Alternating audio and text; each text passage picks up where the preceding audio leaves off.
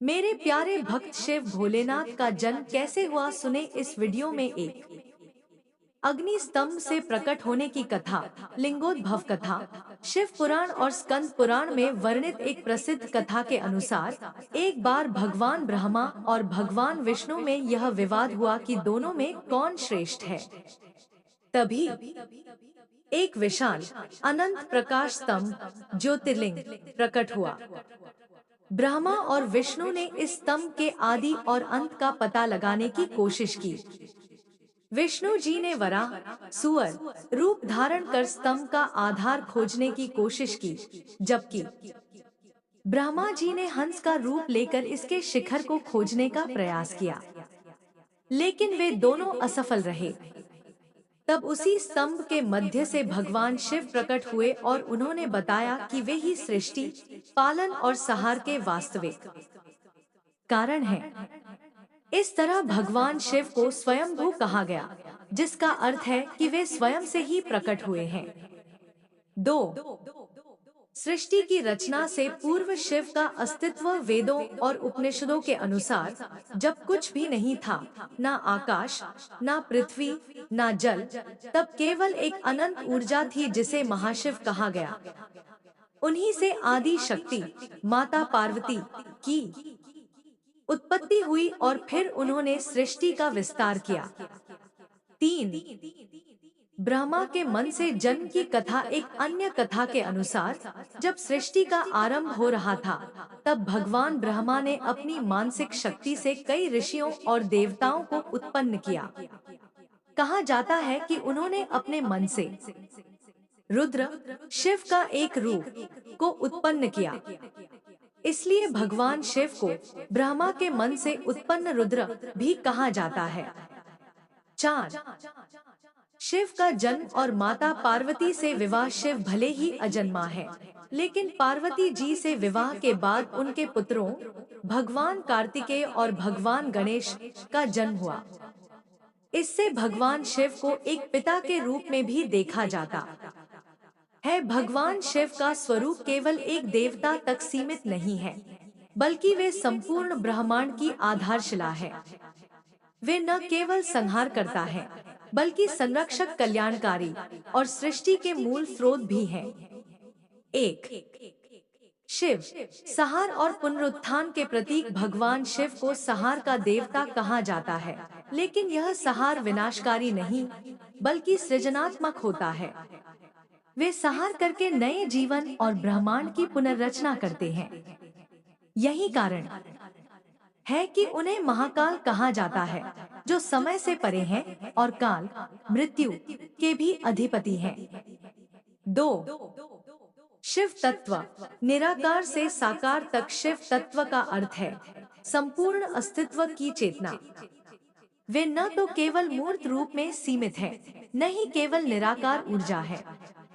जब शिव निराकार होते हैं, तो वे परब्रह्म होते हैं।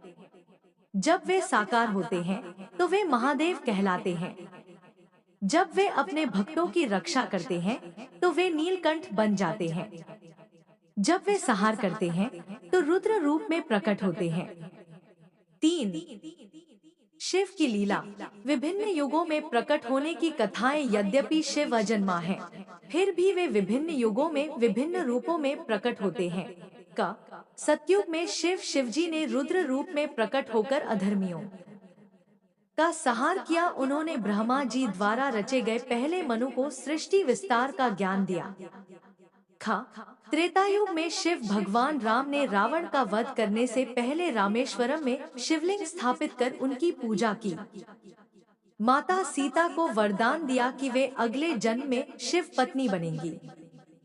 द्वापर युग में शिव श्री कृष्ण ने शिव की तपस्या कर पुत्र प्राप्ति का वरदान प्राप्त किया, जिससे उनके पुत्र साम का जन्म हुआ।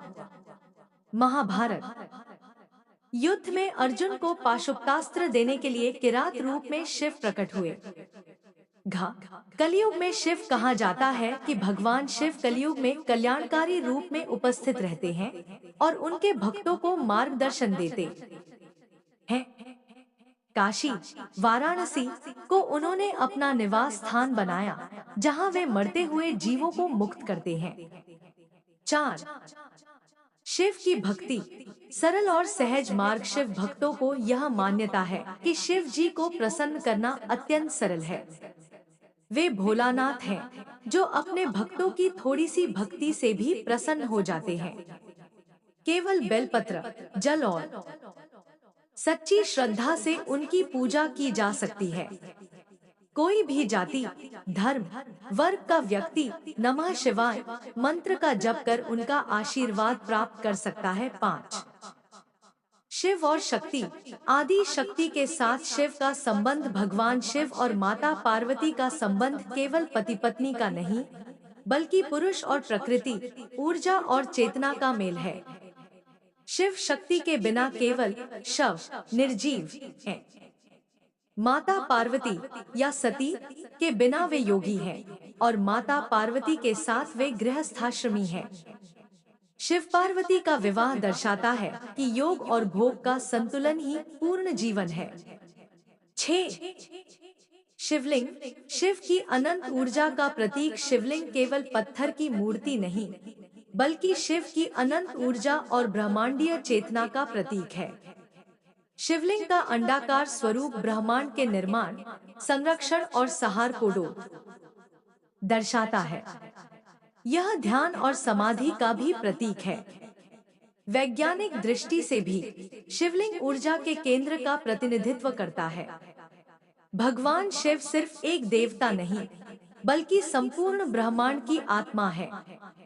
वे अनादि, अजन्मा और निराकार चेतना है, जो भक्तों की श्रद्धा के अनुसार विभिन्न रूपों में प्रकट होते हैं।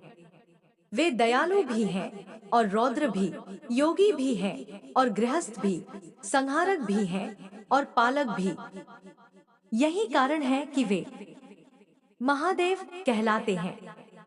अगर आप शिव जी की किसी विशेष कथा के बारे में और जानना चाहते हैं, तो बता सकते हैं।